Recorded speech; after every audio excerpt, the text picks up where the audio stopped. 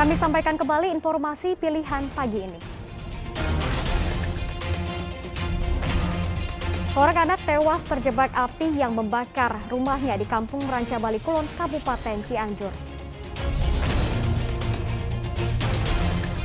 Disubsidi pemerintah, minyak goreng curah justru semakin sulit didapat masyarakat dan harganya makin mahal.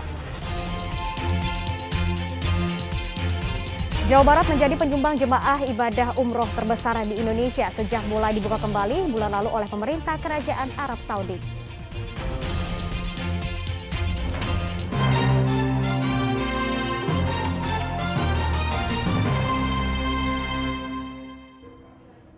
Para nelayan Muara Ciasem, Subang mengeluhkan pendangkalan sungai yang mengganggu aktivitas perahu mereka. Akibat pendangkalan sungai, perahu nelayan tak bisa masuk leluasa, masuk pelelangan ikan, dan hingga hasil tangkapan ikan kerap menjadi busuk.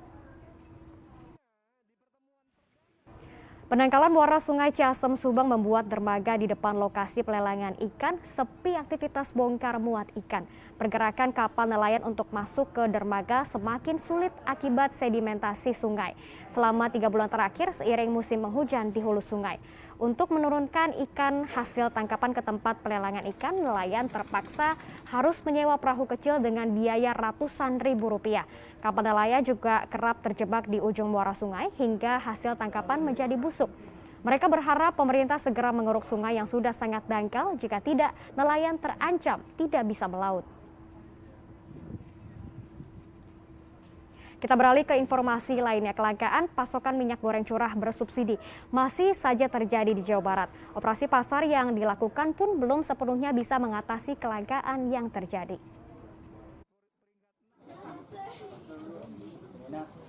Seperti yang terjadi di Kabupaten Subang, pantauan Polres Subang di agen minyak goreng curah di pertokoan Terminal Subang dan Jalan Pasar Panjang maupun pengecer minyak goreng curah di Jalan Dolok semuanya tidak memiliki persediaan. Pihak agen mengaku tidak ada pengiriman dari produsen selama 3 hari terakhir. Berbeda dengan minyak goreng curah yang langka, minyak goreng kemasan justru membanjiri pasar dengan harga yang jauh lebih mahal. Ininya dari mana, Bu? Di pasar Cikurubuk, Kota Tasikmalaya, warga hilir mudik membawa jerigen minyak goreng kosong. Mereka sedang mencari penjual minyak goreng, namun sebagian telah tutup karena tidak ada stok. Kalaupun ada, antrean panjang sudah terjadi sejak pagi. Warga antre di depan toko sambil menenteng jerigen. Kebanyakan mereka yang membeli adalah pedagang minyak eceran dan pelaku industri makanan rumahan. Nggak ada barang, di toko-toko pada kosong. Ada yang punya barang, antrinya, tahu kapan beresnya. Ini sejak kapan Bapak ngerasain susah kayak gini, Pak? Kemarin? Kemarin susah, tapi nggak susah seperti sekarang ini. Harganya gimana saat ini, Pak? 18.500. 18.500 ya? Semakin mahal ya, Pak? Semakin mahal, semakin susah, Pak? Semakin mahal, semakin susah. Kalau mahal ada minyaknya sih nggak apa-apa.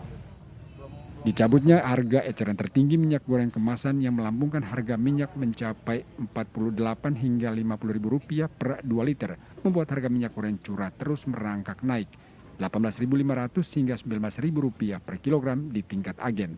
Sedang harga di pedagang eceran bisa mencapai Rp23.000 per kilogram. Hari Selasa, kelangkaan minyak goreng curah di sejumlah pasar tradisional di Kabupaten Indramayu semakin parah. Seperti di Pasar Karang Ampel, harga minyak goreng curah yang dibanderol Rp19.000 per liter mendadak hilang pasca dicabutnya harga eceran tertinggi minyak goreng kemasan. Hampir seluruh toko kehabisan stok minyak goreng curah. Warga yang kesulitan mencari minyak goreng curah di berbagai toko dan pasar memarkirkan jerigen di toko dengan harapan mendapatkan minyak goreng curah. Susah juga sana kemari gitu nyarinya. Waktu habis. Ya nggak, harusnya untuk istirahat ini sih nyari minyak goreng. Terus juga nunggunya lama ya, Bu ya? Apa Bu harapan dari pembeli sendiri, Bu? Ya normal-normal aja gitu ya, gimana lah pemerintah gitu. Di sisi lain, pedagang tak kunjung mendapat pasokan minyak goreng curah dari agen. Pengirimannya terlalu lama, jauh sih dari Jakarta. Oh, Juga dijatah dari sana dia. Biasanya jatahnya berapa liter? Jatahnya kalau dari Jakarta 15 ton. 15 ton. Sampai sekarang belum datang juga. Belum datang. Iya. Sehari sebelumnya hal serupa terjadi di Pasar Baru, Kabupaten Indramayu. Hampir semua toko tidak memiliki stok minyak goreng curah yang biasa dijual dalam plastik berukuran 1/4, setengah, dan 1 liter. Drum yang menjadi tempat penampungan minyak goreng dibiarkan kosong lantaran tidak adanya kiriman selama 3 hari terakhir. Di Pasar Ciwastra, Kota Bandung, ratusan warga antre pada operasi pasar minyak goreng Senin lalu. Kementerian Perdagangan bersama Disdagin Kota Bandung mengalokasikan 10 ton minyak goreng curah yang dikhususkan bagi para pelaku UMKM termasuk para pedagang gorengan. Setiap dagang diperbolehkan membeli minyak goreng curah masing-masing sebanyak 30 kg dengan harga Rp13.000 per liter atau Rp14.500 per kilogram di tingkat pedagang dan Rp14.000 per liter atau Rp15.500 per kilogram untuk para konsumen. Kilo, ya. Per kilonya teh 14.500. Ya. Ibu ini untuk dijual lagi atau emang jualan gorengan? Rumah buat jualan gorengan. Jualan gorengan. Ya, tapi ibu kan jualan di sini, anak yang di rumah jualan gorengan. Karena kemasan udah lebih mahal, jadi beralih ke minyak curah. Ya. Dengan adanya operasi pasar ini gimana Bu tanggapannya? Ya alhamdulillah terbantu sekali. Tim Liputan melaporkan. Menjelang datangnya bulan suci Ramadan, harga daging ayam dan sapi di sejumlah pasar tradisional di Kabupaten Karawang terus mengalami kenaikan. Akibatnya, omset pedagang turun.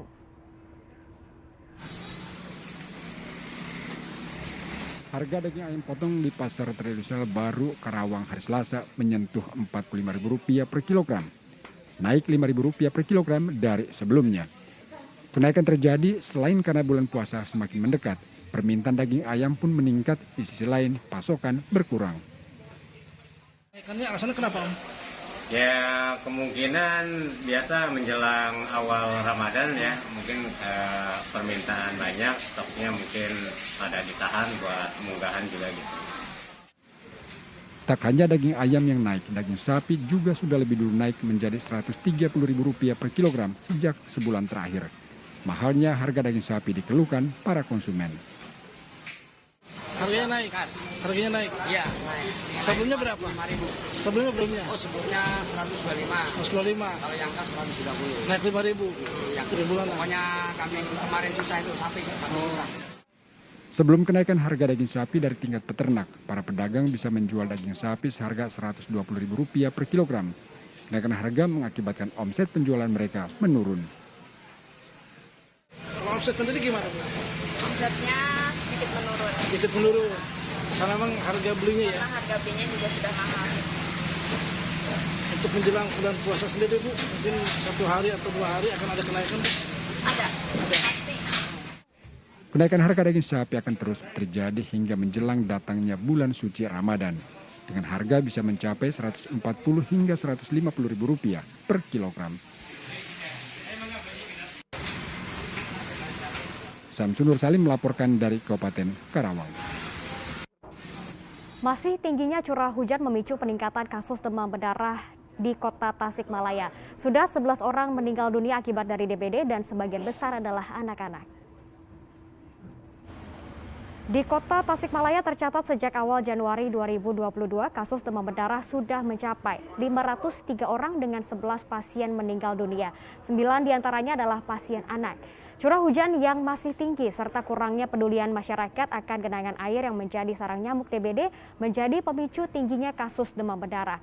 9 anak yang tidak tertolong nyawanya akibat terlambat dibawa ke rumah sakit oleh keluarganya. Atasi rendahnya capaian vaksinasi di Kabupaten Subang, pemerintah menggelar vaksinasi COVID-19 di bawah jembatan layang Pamanukan dan kampus dengan hadiah minyak goreng curah dan bahan pangan. Iming-iming pemberian minyak goreng dan paket sembako rupanya cukup ampuh menarik minat warga mengikuti vaksinasi COVID-19 di bawah jembatan layang Pantura Pamanukan Subang. Masih banyak dijumpai warga yang baru menjalani suntik vaksin dosis pertama. Selain di bawah jembatan layang, vaksinasi juga digelar di kampus STAI Pamanukan Subang. Vaksinasi menyasar mahasiswa maupun masyarakat umum. Pada pekan sebelumnya, wilayah Kabupaten Subang menjadi sorotan lantaran capaian vaksin dosis kedua yang rendah, bahkan di bawah 60%. Saat ini data vaksinasi dosis pertama telah mencapai 88,85%, sementara dosis kedua mencapai 67,90%. Kita beralih ke informasi lainnya. Puluhan jemaah umroh dari kota Bandung diberangkatkan ke Arab Saudi hari Selasa. Provinsi Jawa Barat adalah kontributor jemaah umroh terbesar di Indonesia. Tidak adanya kewajiban tes kesehatan serta karantina bagi para jemaah umroh yang mulai diberlakukan pemerintah Kerajaan Arab Saudi membuat para jemaah umroh Indonesia berbondong-bondong melaksanakan ibadah ke Tanah Suci. Hari Selasa ada 83 calon jemaah umroh yang berangkat. Saat ini pemerintah Kerajaan Arab Saudi sudah melonggarkan aturan ibadah umroh seperti kembali merapatkan shaf dan pelonggaran aturan kesehatan. Bertepatan dengan kita pas tanggal 6 manasik, itu pas juga diberlakukan tidak ada prokes dan tidak ada karantina. Tetapi apapun yang kita sudah lakukan, dalam artian buat karantina sebagainya justru sekarang dipakai untuk ibadah. Mudah-mudahan persiapan jamaahnya maksimal sehingga ketika pergi ke Tanah Suci dan pulang ke Indonesia sehat walafiat. Sampai awal Maret saja tercatat 8.202 warga Jawa Barat sudah berangkat ke Tanah Suci dan kini jumlahnya bertambah sekitar 2 kali lipatnya, yakni sekitar 16.000 orang. Mereka diberangkatkan oleh 261 biro penyelenggara perjalanan ibadah umroh dan menjadi jumlah terbesar se-Indonesia. Untuk di Arab Saudi kan karantina dan tes PCR sebagainya sudah diadakan. Itu dibuktikan dengan beberapa indikator, salah satunya di Masjidil Haram untuk shaf itu sudah tidak ada shaf lagi, tidak ada jarak lagi kan. Terus untuk di tawaf juga kan, ketika tawaf di Masjidil Haram sudah bisa tanpa jarak social distancing lagi. Pembukaan kembali kedatangan jemaah umroh asal Indonesia oleh pemerintah Kerajaan Arab Saudi dilakukan setelah sempat terjadi penutupan selama 2 tahun akibat pandemi COVID-19. Muhammad Rizal melaporkan dari Kota Bandung. TV Anjen masih kena tabung. Gara-gara ganti ku TV digital. Sekedap deui siaran TV analog atau TV jadul bakal dieureunkeun ku pamarentah. Salah sahiji tujuanna pikeun ngaronjatkeun internet. Lamun dibandingkan negara-negara lain, gancangna internet di Indonesia teh masih laun pisan. Hayu urang ngalih ka TV digital, sebab seueur pisan kauntunganna. Sinyalna stabil, suantena langkung jernih, janten moal aya deui sirem dina TV. Teras anjeun tiasa oge ningali jadwal tayangan jeung diatur oge tayangan sesuai ku batasan yuswa. Ejeung urang ge bakal menang peringatan mun aya bencana di sabuderan urang. Wih, mantap pisan pan, tapi patorasana kedah mayar atanapi henteu sih? Kedah atuh siaran TV digital ieu teu kedah ngangge kuota, tur teu butuh biaya bulanan alias haratis. Nah, pasoalana pikeun narima siaran digital kecekap ngangge antena UHF anu biasa urang angge.